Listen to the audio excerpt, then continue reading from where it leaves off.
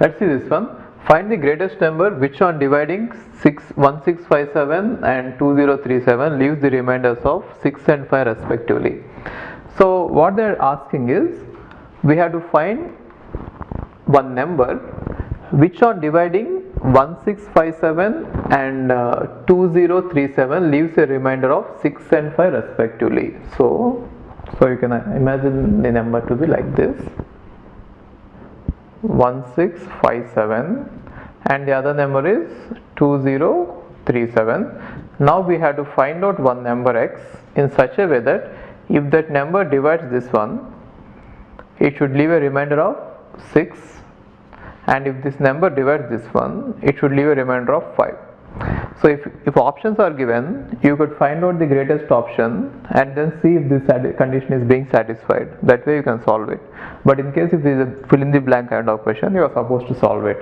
So how to solve it is, now see this: if this number is going to divide this number and leave a remainder of 6, then how can I write that number as, see this, now I can write 1657 as, if this number is going to be divided by this number, equal to a into x plus 6.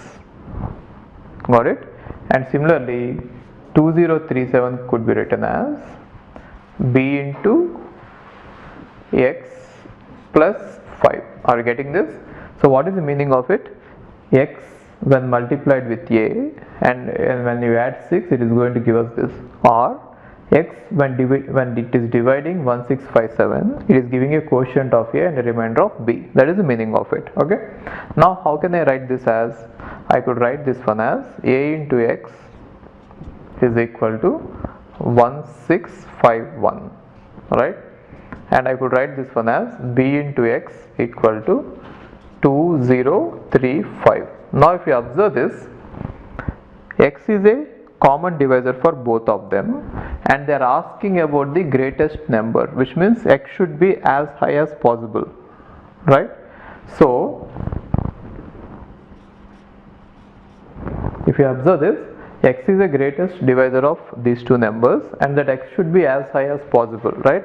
Now if you try, what they are trying to ask us is, what is the greatest common divisor of these two numbers? If you can find it out, the question is over, right? So you are supposed to find out the GCD. You can apply either division method or prime factorization method. You are going to get the answer as 127, right?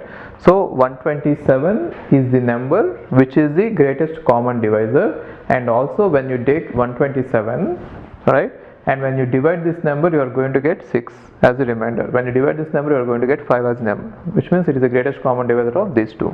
Got it? Okay. Now let's see the next one.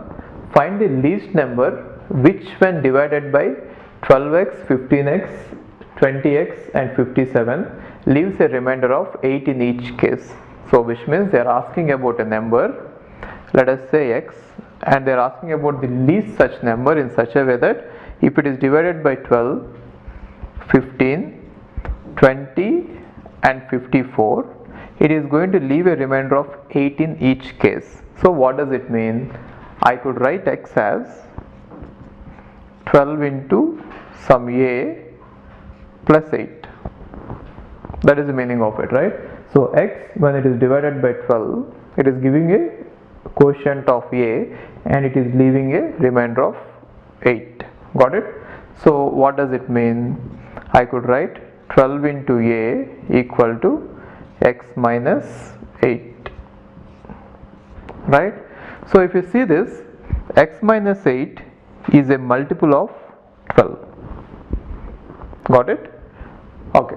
Now on the same in the same way you could write, so since they are saying that it should happen with all the numbers, which means when 15 divides x, it should give us a remainder of 8. So which means I can write like this, right? So what is the meaning of it? 15 into b equal to x minus 8, right? And similarly it should happen same way with 20 also. So what does it mean? 20 into c equal to x minus 8, right? And same way it should happen with 54 as well. So 54 into d plus 8. So what does it mean? 54 into d equal to x minus 8.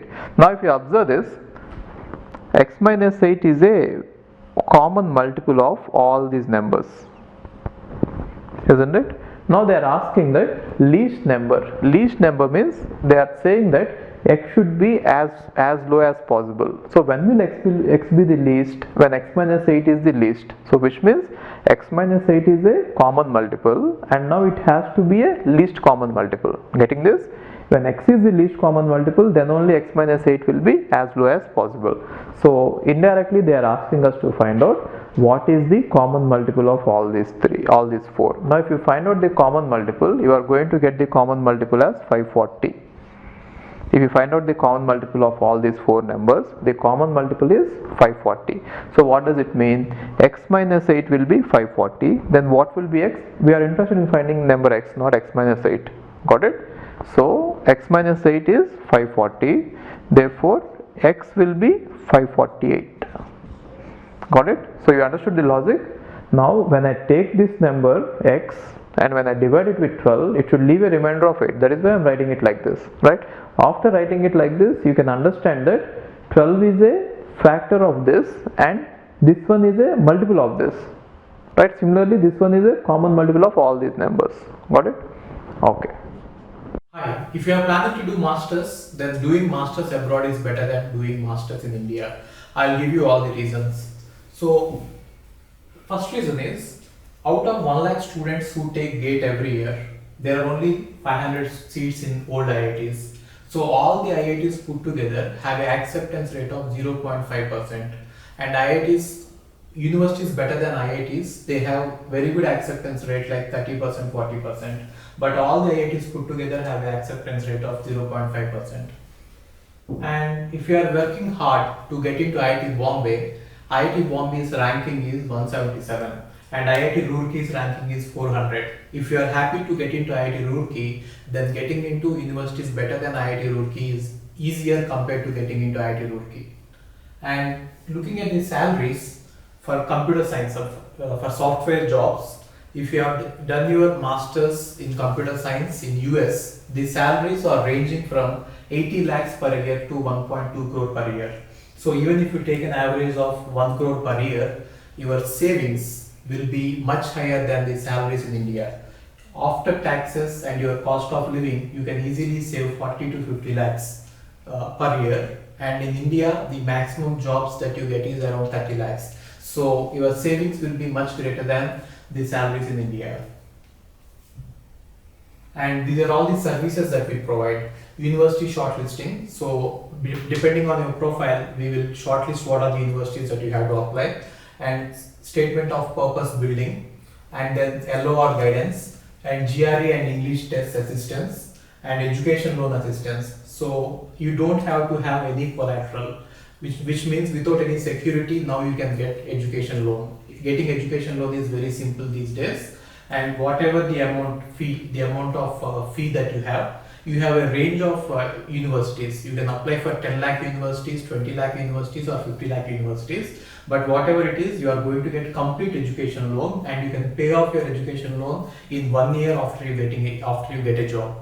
And then we do visa assistance, mock visa interviews, and then connecting with the university alumni. So now you might ask why we should join Game of Visas. So the answer is we have 90% success rate, 99% success rate. And these are all the destinations that we guide the students to. So we guide students to any country that you want to go.